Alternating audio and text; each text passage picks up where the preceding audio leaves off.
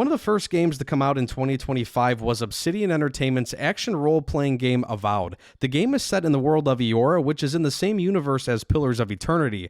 I'm not familiar with anything related to Pillars of Eternity, so Avowed didn't catch my eye at first, but I began to research the game a couple weeks before launch thanks to all the preview videos and articles that were coming out from the media and content creators. There was a lot of buzz surrounding this game. Preview videos and articles were hyping this game up big time, and some people were even drawing comparisons to other well-known RPG games like Skyrim. So I was like, okay, let's check this out.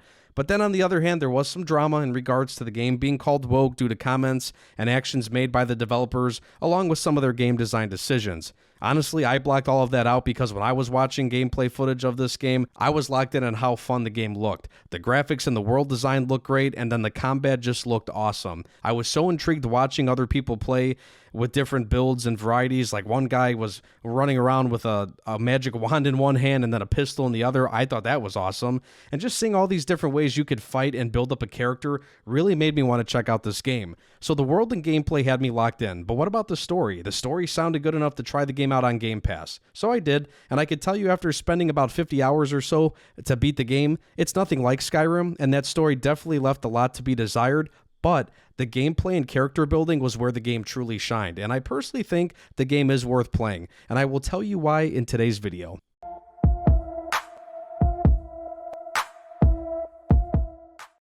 So Avowed can be played in both first and third person. I preferred sticking with the first person most of the time, but I always appreciate when games offer both perspectives. The game's combat features a couple different systems. You have magic, melee, and firearms to use while fighting your enemies. The magic system features a variety of spells that could do things like freeze or entangle your foes. You can combine those attacks with melee strikes from your favorite sword, axe, or dagger. You can even be more of a ranged character with pistols and muskets. Avowed allows you to switch combat systems with ease too. You can have a couple different builds set up and you can easily just switch back and forth between them in the pause menu in your inventory and whatnot. So I really love that. And then you have several skill trees that are used to unlock different abilities, make weapons and spells stronger, and even place specific upgrades on weapons. Now the flexibility between combat builds is probably my favorite aspect of the game. I was never the kind of gamer who would just solely focus on making a mage build or a range build in games. I like to mix and match when it comes to everything: weapons, armor, skills, abilities. And if you like to play like this too, then this game might be right for you. There's plenty of one-handed and two-handed weapons. You have swords, axes, maces, spears, and hammers. You have shields for blocking and parrying. Ranged weapons include pistols, muskets, and bows. And remember, the game features dual wielding. So you can run around with two pistols, you can run around with two daggers, two spears, you could have a wand in one hand and a pistol in the other. You could rock two wands. I just really think that's awesome. I remember at one point finding two spears in the game that I really like, so I'm running around jabbing enemies with two spears. That was a lot of fun. Then in the magic system, that boasts a ton of variety as well. There's a bunch which are divided into three categories. You have elemental, which would be your fireballs, your frost blasts, and your lightning. You have defensive ones such as healing, barriers, and wards. Then utility features telekinetic pushes and even roots that come up out of the ground to entangle your enemy. And again, I just really love that magic melee combo. It's just very appealing. It works well together. You could freeze an enemy and then come in and hit them with your warhammer. You could use a spell book to cast spells that damage enemies within a certain area, and then you could just sit back and finish them off with a bow. Now, I know I've said it a lot already, but this combat system and the strategies that come with it are endless. There's a variety of ways to play, and I feel like the way the game is set up, it encourages you to try different things. Now, spell casting does cost focus or mana, whatever you want to call it, which will regenerate slowly unless it's boosted based on the kind of gear and talents that you may have. Now let's talk about armor. Each kind of armor offers different advantages, and it's your typical things that you see in other games. So light armor boosts mobility and stealth. Medium armor offers a balanced defense and stamina amount, which is ideal for hybrid players like me.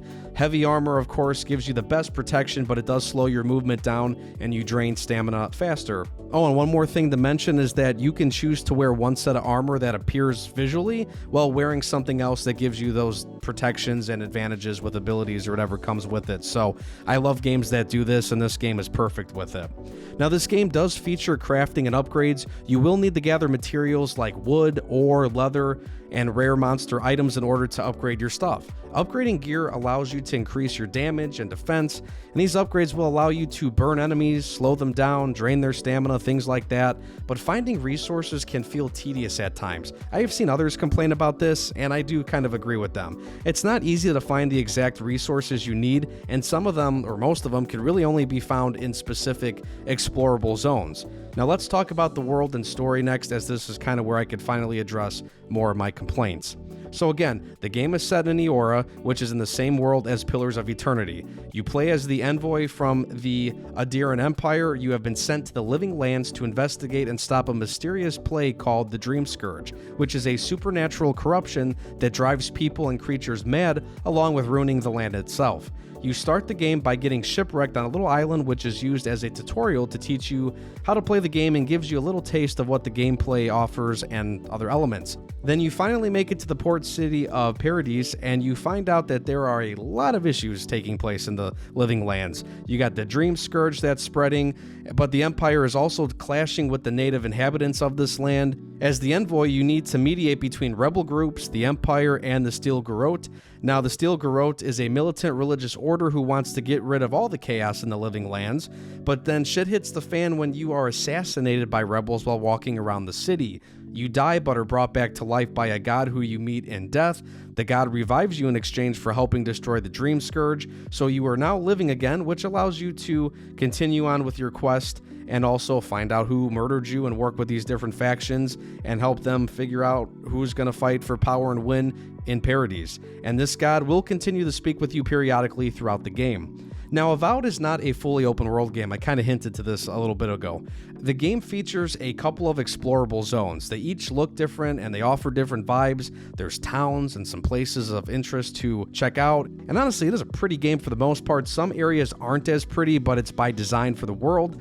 The game is like 95% main and side quests, which I love. There's a couple of things you could do around each of the zones, but the game is mostly a narrative-based experience. You can find treasure maps that allow you to go look for loot, and I do think they are worthwhile thanks to some of the gear being pretty good and useful most of the time. But this game does not have a to-do list as long as your shopping list with activities to complete and items to find, and I absolutely love that. It's another reason why I like this game, because it doesn't feel like a freaking grind like so many open world games do today. The only thing that annoyed me about these zones is that it's not easy to craft things or upgrade gear like I mentioned earlier. It's all about having the right resources and the right amount of them. It's not always easy. Now, some resources can only be found in certain zones, so you'll have to go back and collect certain items in order to upgrade your favorite weapon or armor piece. Now, it doesn't have to be like The Witcher 3 where you have endless amounts of supplies and you're never encumbered, but I think it would be nice to have more items that you could get through looting and buying from merchants. And speaking of that, the commerce system in this game sucks. It's not easy at all to make money in this game, or at least make a significant amount in order to buy the most expensive gear from vendors in this game. It wasn't until I got near the end of my playthrough where I was able to finally purchase items that were going for 15,000 coins or 25,000 coins. Now, you'd think side quests or even completing the bounties would give you a substantial amount of money, but they really don't. Even selling stuff was kind of lame. There's only a few items you could sell for a decent amount of money. Now, I find it interesting that some people claimed that this game gave off Skyrim vibes. In Skyrim, you could fight anyone, kill anyone, you could steal anything, and if you got caught, the guards will kill you or take you to jail. In Avowed, you could grab items off any shelf or countertop, and you won't be punished. And a lot of the NPCs function in robotic fashion. The world immersion is just not there at times. Again, the game is beautiful, but it's lifeless at times thanks to the way some of the environments and the characters, just the way they live and work together in these places. And actually, dialogue itself is hit or miss at times too. Sometimes it's interesting, and sometimes it's not. I also wish more games would have an actor voice the lines for your character. I hate playing as a lifeless character who just sits there and smiles as I pick the text for him to say.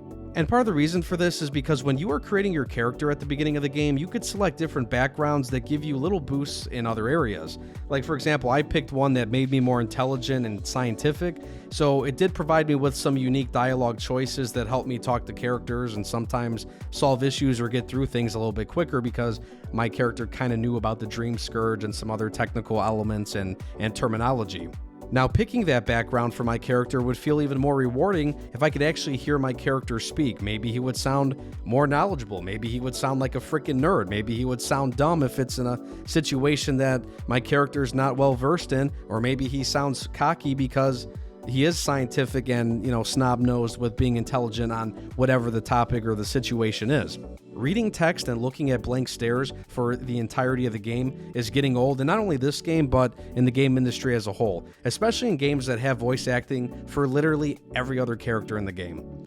I should take a moment to bring up the companions. There's 4 total. You have Kai, Maris, Giada, and Yatsli. They all are unique in terms of personalities and abilities, and some of them do offer side quests. They each come with different abilities that help during combat. You also get to upgrade each of their abilities as you work towards leveling up and upgrading yourself. You can have up to 2 companions with you at the same time, and they are kind of helpful. Their AI is kind of bad, especially near the end of the game when you fight the toughest enemies. They just stand around and they'll do their basic moves if they got abilities or a gun or a sword or whatever, but they'll just sit there and get hit continuously until they go down, and then you have to go and revive them. The only time they're really effective is when you are actually commanding them to use certain abilities, and they're pretty effective when they do that, but it's kind of tedious when you're balls deep in a fight with your swords or your magic or your shield or whatever, and then you gotta, I gotta tell Maris to do this, and then Kai's gotta do that so they can somewhat function without me while I'm still fighting enemies in front of me.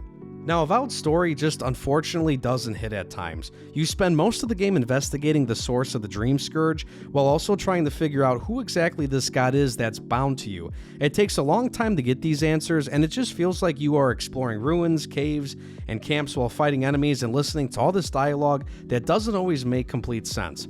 For example, every time you rest in the game, the god will speak to you, and it always seems like they're talking in riddles. You don't really know what they are going on about. You eventually learn the identity of the god, and there's choices to make in regards to their fate and other outcomes that lead on to the overall endgame. Now, this is important to the story, but some of the reveals that come later on in the game, they never really resonated with me like they should have.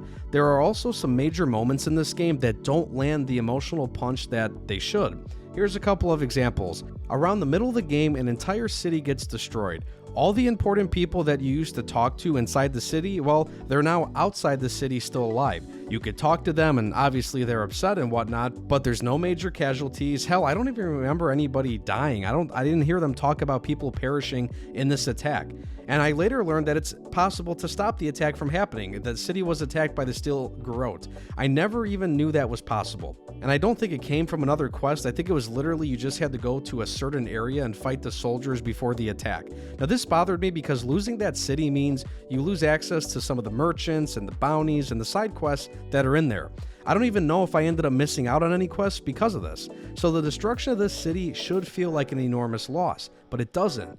Another moment that didn't feel as impactful is when I fought the leader of the Steel Garrote, and that was Inquisitor Lodwyn. On numerous occasions, you will speak to her in the game, and you're either going to butt heads with her or side with her depending on what stance you take on certain issues that you encounter throughout the game. I ended up never agreeing with her, and it got to the point where I either had to side with her or stop her in the Steel Garrote. So we fought, and I won, and it just was not a memorable fight. I took her loot and went on my way. Defeating Lodwyn affected the outcome of the story, but I never felt the weight of that confrontation. The game does have multiple endings, so choices you make do matter, but sometimes they just don't seem like it.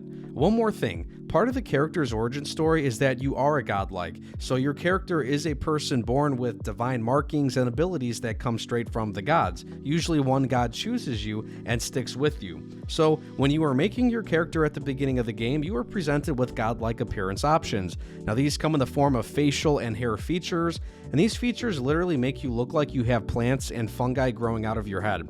It looked weird to me, I didn't like it, so I turned those features off. Yet, characters you meet throughout the game will still comment on you looking godlike. Now personally, I think having cool scars or symbols on your skin would have been more badass of a choice. You'd feel pretty cool walking around with symbols and scars on your body, maybe you're looking intimidating or looking badass, but you know, when I have a terrarium growing on the side of my head, it doesn't really feel like it. And you do also learn godlike abilities as you progress through the game.